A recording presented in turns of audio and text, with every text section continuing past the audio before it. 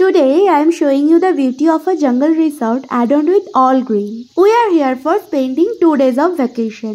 So let's get started with the gate. Gate খুলে ঢুকতেই প্রথমেই যেটা চোখে পড়বে সেটা হলো এবড়ো খেবড়ো পাথুরে পথ। I basically love the stony roads because it's so natural. ঢুকতেই চারিদিক দিয়ে গাছেরা স্বাগত জানালো, যদিও বর্ষাকাল হলে এই গাছগুলোর রূপই আরো খোলতাই হতো।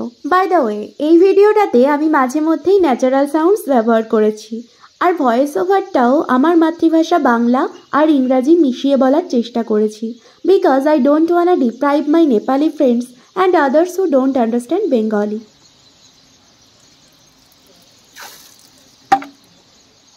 So finally we could find that particular tree house we had been eagerly waiting to stay in.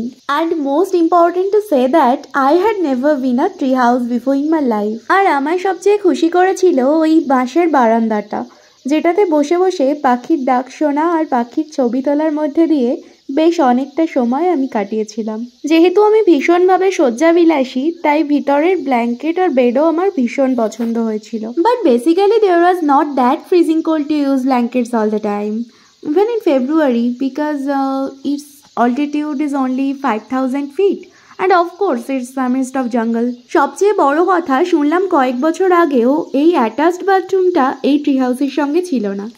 জানলায় গল্পের কথা মিন, যাও মিন চোখে রেখো যাবে, যাও পাখি বলো হাওয়া চলো চলো, আবছায়া জানলার কাছ, আমি কি আমাকে হারিয়েছি মাকে, রূপ কথায় আনাচে কানাচ।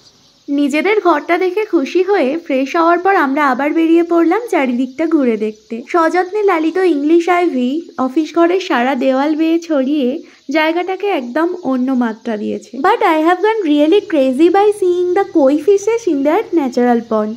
এই মাছগুলোকে আমি বহু যত্নেও বাঁচাতে পারিনি। আমি কি একটু জলে হাত দেবো?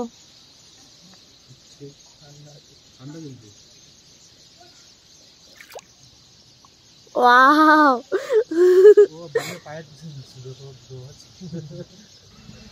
ওয়াও কি কিউট, কি কিউট।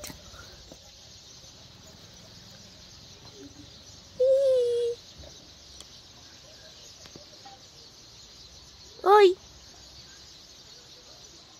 কি খাবার দেন? এখন তো আগে দিতাম আমরা ওই যেটা পাওয়া যায় কিনতে, এখন দিই না। এ বাবা, ওরা এখানে মজা করতে করতেই সন্ধে নামে। এখানে সন্ধে মানেই জোজোয়া শিরিংদার হাতের চা আর ফ্রিটার্স, মাঝে মধ্যে দূরের জঙ্গলে জোনাকির আলো, আর রিসর্টের মধ্যে দোলনায় দোলা আর পছন্দের। আবার রিসর্টের চারিদিকে ঘুরতে বেরিয়ে পড়লাম। আজ পুরো রিসর্টটা এক্সপ্লোর করার ইচ্ছে ছিল। প্রথমেই দেখে অবাক হলাম ছোট্ট ছোট্ট পাহাড়ি ফুল। নর্থ বেঙ্গলে প্রত্যেকবারই নতুন নতুন পাহাড়ি ফুল আমাকে অবাক করতে থাকে। এই রিসর্টটাতে মোট 4টে হাউস আছে।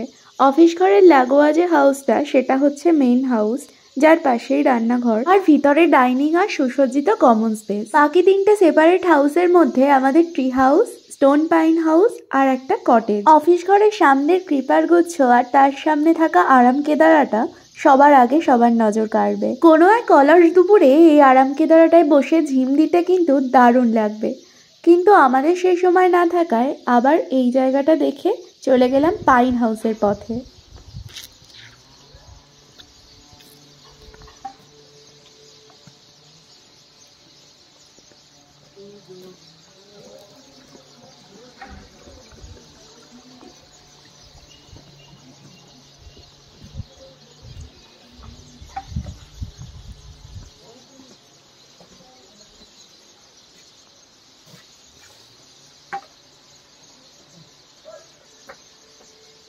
পাইন হাউস তো বন্ধ, তাই ভিতরে না ঢুকে আমরা চলে এলাম কটেজের রহস্য উন্মোচন করতে।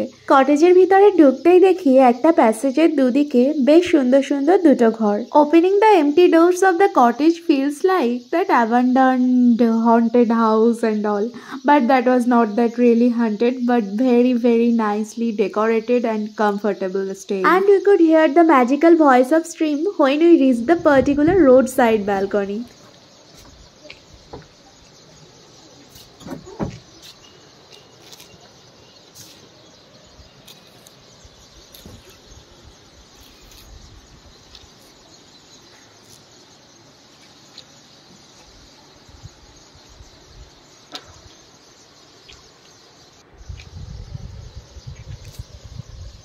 Then we returned to the main house, and from the terrace, the pond, the cottage is like so wonderful in our bird's eye view. এখানেও বেশ কয়েকটা রুম আর বেডস আছে যেখানে বেশ কয়েকজনকে অ্যালোকেট করা যাবে। আর এখানকার সিঁড়িটা দিয়ে নামতে নামতে ভীষণ সুন্দর একটা কমন স্পেসের দেখা পেলাম।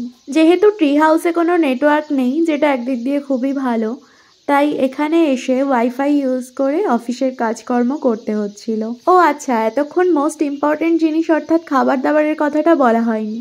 এখানকার খাবার দাবার বেশ ভালোই, এমনকি শিরিং আর জোজো দাদাকে বললে ওরা কম তেল দিয়ে ভীষণ সুন্দর রান্না করেও খাওয়াতে পারবে। Here fish or egg curry is served in the lunch and chicken is destined as supper.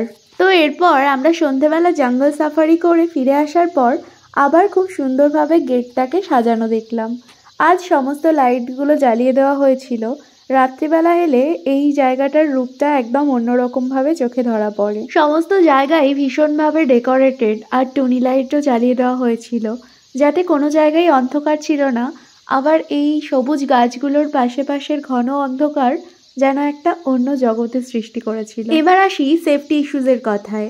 এখানে বলতে গেলে কোনো সেফটি ইস্যু নেই, কারণ জায়গাটা এত সুন্দরভাবে মেনটেন্ড। আর একবার এই রিসর্টের মধ্যে ঢুকে গেলে যেখানে যখন খুশি যাওয়া যায়, কোনো অসুবিধাই হয় না। So friends, family, couples, even only one woman solo can stay there with all pleasure and safety. The tariff varies between 1600 to 2000 per head per day. To reach here, one can book a car from New Jalpaiguri to direct Aranyabash, which cost between 4,000 to 5,000. But as we were two persons, we didn't book a whole car, but just reached Manebhanjan by share car and then rented a taxi which dropped us here. The taxi fare is between 1,000 to 1,200 approx. The behavior of the owner and the staffs were very cool and helpful, which made us very happy to stay there. Even I became a bit morose in that last evening there, and recreating this video can bring back me to that evening. Oh yes, I forgot to tell that was my